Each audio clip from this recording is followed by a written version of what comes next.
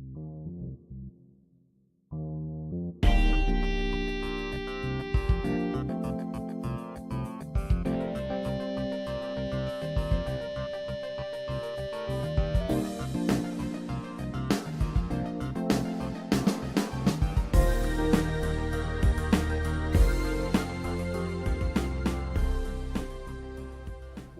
to the In My Opinion show. I am Henry Hatter, your guest for today. I have a great speaker today, Ron Mann. He's a Vietnam veteran, and Ron, I'd like to talk to you about how you are perceived by the public that I know. They know you as Ron Mann, the man behind the name, Mann, Ron Mann. A vintage car enthusiast. They know you also by Ron Mann, a free spirit, author, artist, and inspirational speaker. Please introduce yourself to our guest. My name is Ronald Mann. I'm a Vietnam veteran, and I deal with a lot of PTSD. So my art has been my catalyst to keep me alive and well as I paint. And when I paint about our country and friends and everything that's happening around us, especially the veterans. And I might add to that, Ron, you are also a supporter of the rights of people who have none, or who downplays, whose rights are downplayed.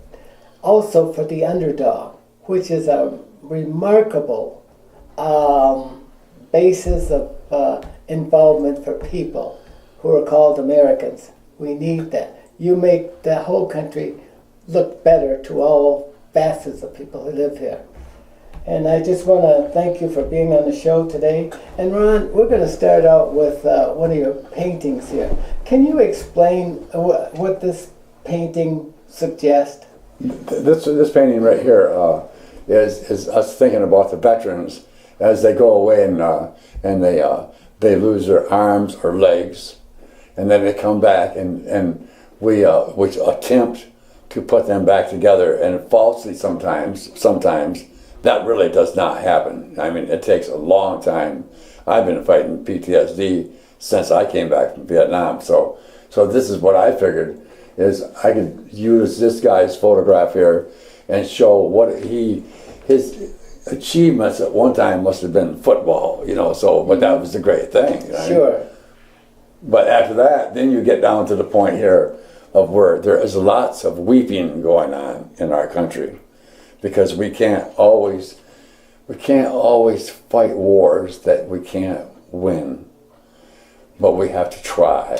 Ron, could you explain what these are tears down here? Yes. Right? Where are the tears coming from? They're coming from these individuals that's got their hands crossed over their head. Yes, their hands are over their head. Yes, okay. And they're being. Can our public see that? Yes, and they're waiting for their turn to do whatever somebody is going to tell them what to do. You know what I mean? Because you're getting orders from everywhere to do different things. Mm-hmm. So these are people just waiting for their turn in line. It's almost like the Holocaust for me. Okay, now, associate that with the suffering of veterans of the Holocaust or black people or whomever. Can you associate that with? Well, I mean, yeah, we can deal with actually the water crisis right here in Flint too, on the same thing here, because this whole town has been under a water crisis, and that they got to be feeling the same feeling has to come from them there, like this. Sure. Because you're doing that every day. So the post-traumatic stress on these people are so bad. It's unreal. It's almost like the combat zone, I would claim. It would be like being in a combat zone for over 2 years now? Sure. For over 2 years. So I don't know how the people are really holding on to it. Well, that's a good analogy. Can you explain the one behind that? May I take this down? Yes, yeah, we'll get that. Please explain this one. This one here is called Mr. and Mrs. America. This is like when I was a kid and I was coming up to fight World War II, was the war of choice for the country at that time. So after I went to Vietnam and come back, I was sort of angry because things really didn't work well in Vietnam, because they preluded a war, went to fight that war, and then restricted us. And then by that time, the public was fighting with each other. The blacks and the whites were not getting along. So they opened up a big battlefield and sent all of us over there under a false pretense. So this is Mr. and Mrs. America. And Mr. and Mrs. America are donating and loaning their children to a war that was preluded for nothing. So we all went to a war and fought a war that pertained to nothing at all other than us getting our feet into another position where we had to take over to get closer to one of our other enemies. I would say that would be what they did that for. But then after you got there and they gave you the big prize, was we not only fight the war, they're going to spray you with this toxic poison called Agent Orange at the time that you're there too. So they was butchering everybody with Agent Orange, including the whole theater of war was getting sprayed with it too. So we was killing everything, not only the foliage, all of the food that was on the ground. People were eating that food. So now Vietnam is just full of dead little bad little babies with no legs, no arms. Ron, now you say they were spraying the Agent Orange and it was killing folks or organizing them, right, and causing health problems to last a long time. Yes. But who was the people doing this? Well, was it the war machinery itself, or was it one side or the other? Well, I would say that it was America to defoliate, their area, would fly and spray the Agent Orange all over everything. But there was a label on there somewhere that says dioxin, poisoning. And so that should have been a gift enough right there to know that was going to, and it did leave everybody with that for the rest of their lives in their bloodstream. Do you think that this was done intentionally or done out of not knowing the science of dioxin? I would say dioxins? Dioxin poisoning. Yeah, Right. okay. I'd say it was intentionally because it was intentionally because they wanted to thin down the population at that time was already started to explode everywhere. So we had a bunch of us over here of both colors, and they took that to take them over there and control them by spray, and they did do a lot of other kind of experiments on veterans while they was there too, just like they did the Tuskegee, you know what I mean? So they got to do that in Vietnam too. So no, they did it on purpose, and it lasts forever, lasts you for your life. They sprayed that, and it's a forever, it never goes away from you, and you can't get it, and it goes to your grandchildren too. So no, they did it on purpose. Well, now that we're talking about this, what made you, as one of the soldiers of that time, react to this in a negative way? What authority, where'd you get your information from? You were an American soldier sent out to take orders in Vietnam. Right. And that was your job. Not the question of politics of the country, but to take orders. And I know you were not the only one. There was a lot of folks, including public policy people talked about it in a negative way, and so did parents and schools and new kids.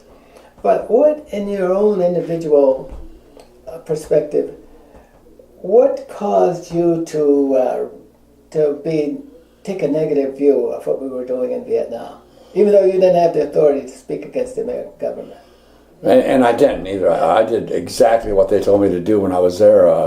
I modified a little bit of stuff, but that's the way it is, When you seen that they was only there to have you fight, it actually, I think, was really heavier into a way to try to maintain the black and the whites and try to fuse them up or defuse them one way or the other, because they really didn't care. They really didn't care how many veterans they stuck into them fields, but mainly the veterans that was going into combat were the brothers. You know, so they were angry about the whole deal too, because they was getting stuck in the forefront of the battle. You know, so then we could get along together at nighttime, and I could fly over them and protect them as much as I could when I was a door gunner. And we were friends at nighttime, but yet when it come to really loving each other, I guess we didn't do as much as we should have in Vietnam. Speaking of that, Ron, have you ever heard of eubonics? Sort of. Refresh me. Well, it was a process that was used in the 30s against the black people, the black man that they introduced syphilis to in those days. And also, it was the Germans used the whole process themselves when they tried to exterminate the Jews. Right. Do you think that this may have been akin to that whole process? It looks just like it. I mean, because what they did with the Agent Orange lasts forever. It's not something that you get rid of. But there were so many whites involved. Well, they didn't care. They didn't care either about They didn't like the blacks. But they didn't like the white boys that's there either, because they looked at them guys and they don't really need them. You know, we really don't need them there back here in the country, because the rock and roll and stuff was coming up, and people were getting a freer spirit and thinking about really having a good life, and all of a sudden it was no. The good life is no. Well, do you think the country has transitioned from that point of view, and we look at things more favorably, and blacks are more accepted today than they were in those days? Do you think we're becoming a more perfect union as the shapers of the Constitution believed? I believe that the blacks and whites are getting along better than I ever have myself. Mm-hmm. You know, but that is only from what I see, and because I can enjoy a person around me and enjoy their brain, and they do the same with me, and we enjoy each other and camaraderie of the whole deal. But I don't think they actually want us to. But Ron, you know, it's amazing that it has been war. As bad as war is, war has liberated black people. Yes. It was the Second World War when the men went into the war to defend the country, and their parents came to factories in Michigan and worked in the plants here to support the war effort, and became part of as a result, became part of the middle class. Which for years we thought that we were just throwaway people, homeless children. Right. But according to General Motors and their unions, who said that they paid top dollar, and their employees was in the top 10% of the highest wage earners in the world. So my point is that it's war, even though war killed people and stuff like that. And this may not be just unique to black Americans. It's probably unique to every culture there ever was. Right. And yet we don't want to have war, but why do you think war is attractive? Because it changes dynamics for everything. Greed. Yeah, because Joe knows Jack. Jack sells ammunition, so Joe makes sure that Jack gets his share of each cut. So everybody that knows everybody gets to sit in there and take a big chunk of the American pie, the tax. So are you saying that corporations and rich people and opportunists drive the country? Yes. Not the Constitution? No, not the Constitution. Explain. You know what I mean? No. You know what I mean? When you look because they change a law that quick. It can be a law that is good and honest one day, and within a short period of time, they'll change that law to fit what the status quo wants. it's like right now in Flint, they give you a law that tells you can house a little bit of something in your house, and then all of a sudden they change the law and start arresting people. Well, you can't do that because people want to, they don't want to fight or join, like to me too, and to get off a little bit there, the people that are looking for, they have jobs. If they had a job, they would go to a job and do a job rather than hassle or hustle anything from anybody. They would all be willing to work for a living if we do it right. If we do it right. Now, I think you referred to, we have this law that permits people to have so much, if you're ill, so much marijuana per, in your house, per day or per pound or whatever they dosage it out. And I think I heard you say that now, for some reason, people are still getting arrested, even with the law has been relaxed. Where do you see the rise in arrests coming from? I have no idea why they're arresting more, but if are these based on race? Right. I looked it up on the computer, and it was Flint, and it was in the black community. Okay. So it's mainly in the black community. Mm-hmm. So they're targeting the young blacks again. I mean, why do you think that is? Is it because we got too many people? I mean, that's what the big gripe is. There's too many people in the world. So can we put them all in prison? No. Well, let me ask you this question based on people who are looking at this and trying to glean whether they're on one side of that issue or the other.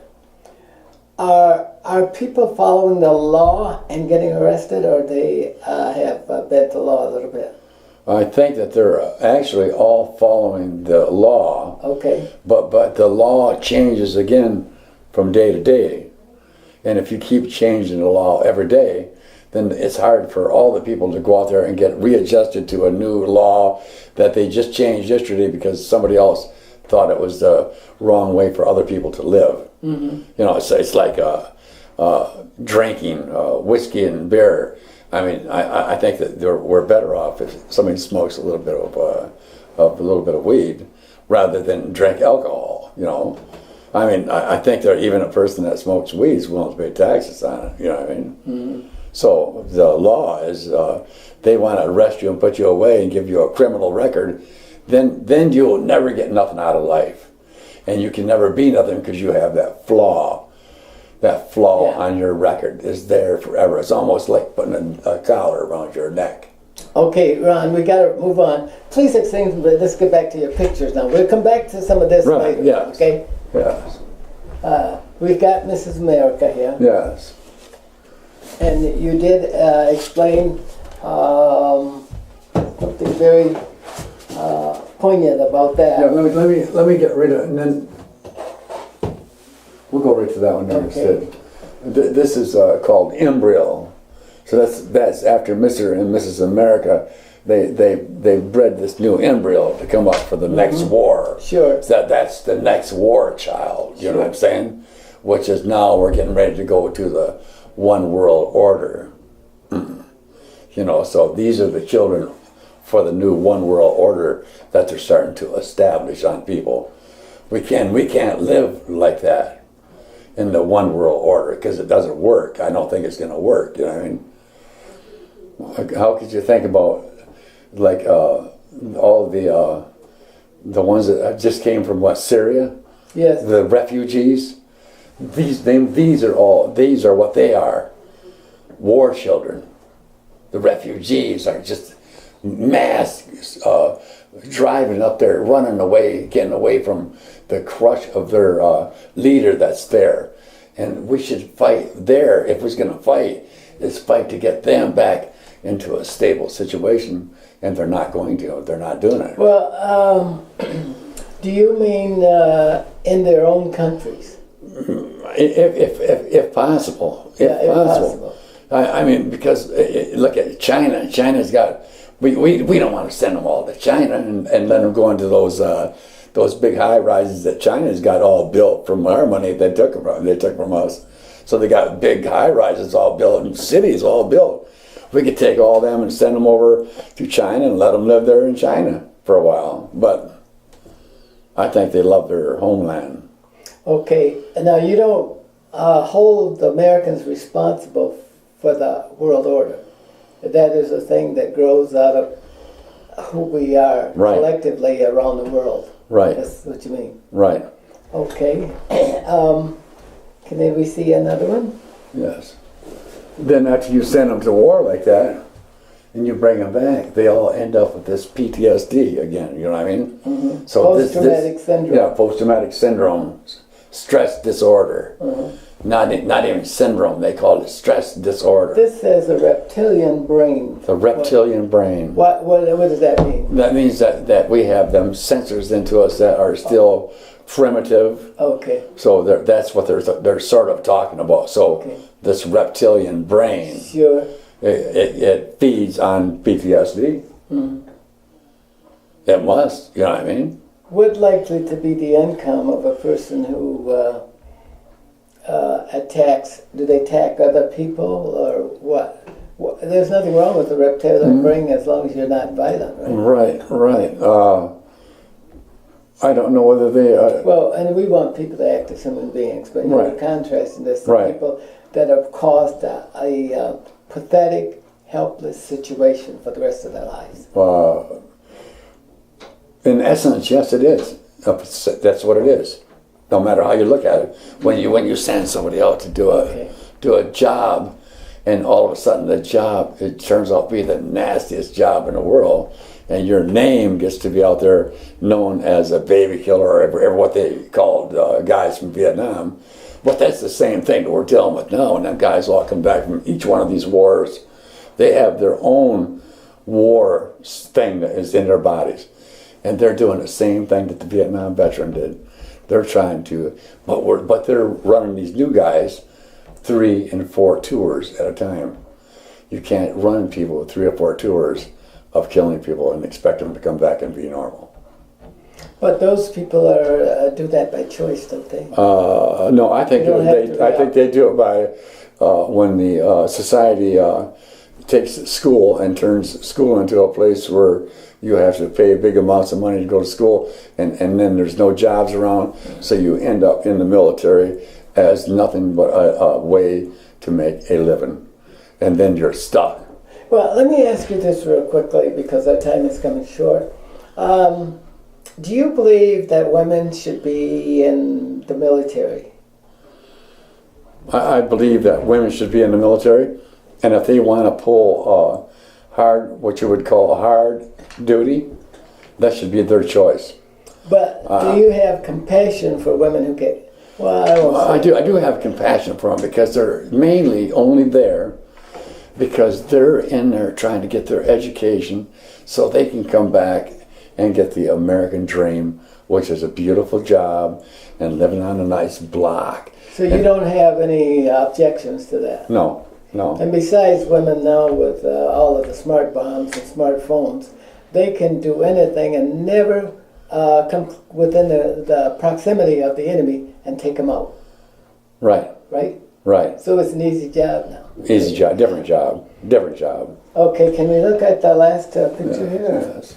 That was called The Unknown Soldier. I like that. The Unknown Soldier. Okay. You know what I mean? Yes, I mean, that's everybody that goes to war. Mm-hmm. And they all wear this helmet of life right there that they have on. Okay. You know, so I just painted that there so I could get rid of that feeling of being the only soldier. I wasn't the only soldier. I was one of the soldiers during this war. You know what I mean? Sure. Yes.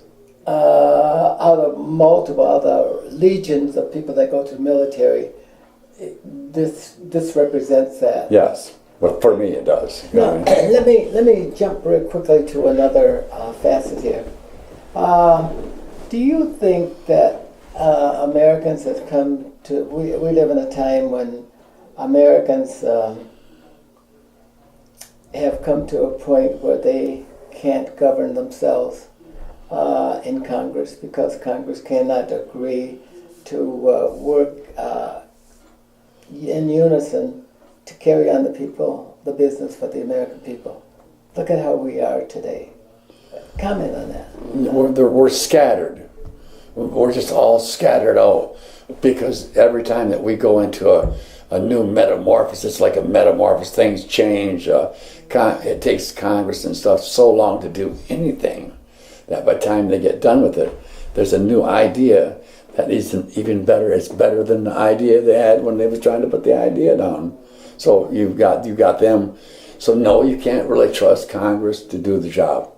They're too slow now. We're in the computer age now. Things are faster and that's faster. what's happening in the country today, Yes, right? yes, yes. And the president is making a lot of decisions that informally would go through the Congress to be made, right? Right. Well, Quick decisions. Do you think that we live in a time when Americans need to make a choice as to whether we're going to live by reflection and choice or by force and by force? I think we're actually living by force right now. That would be a point where we have an autocratic government that will dictate to us how we're going to live. And we're going through the political process, democratic process, but are we going to shorten that down so that we will reach a point where we will become molt into, say, an oligarchy? We either got to go one side of the spectrum as we go toward the socialist side because we were drained down a treasury. On the other side, and both of these elements are represented as we look at our political situation today. The other side would be the oligarchy, the power of people with money to run the government. Do you think we're coming to a time that we're going to have to decide between the two? I mean, it's almost right there right now, isn't it, actually? Yeah, that's what I'm asking. Right. I mean, it's the oligarchy right now, as far as I'm concerned. It's just money. It's the, it's just what the amount of money that these guys are doing. You know what I mean? Yeah. When you can't even get a bank to actually have the right amount of money so you can go to the bank and get your money out of the bank now, you got to call the bank, tell the bank that you're coming to get $3,000. They want to know where that money's at and why are you coming to get $3,000 from the bank.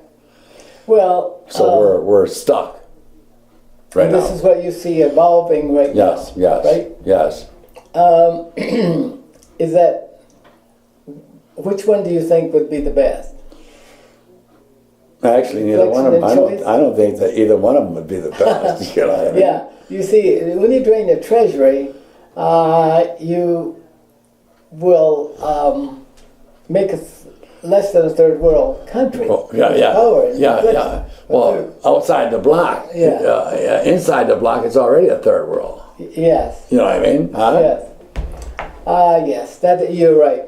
Well, Ron, I wish I could talk more, but I'm sorry that time has come to an end. And but you're going to come back, right? Yes. And you're going to bring some more of your pictures. Yes, I will. We're going to still talk about public policy. We're going to talk about human rights, and we're going to talk about the Vietnam War. Yes. My guest has been Ron Mann today, and we must now bring the show to a close. Until next time.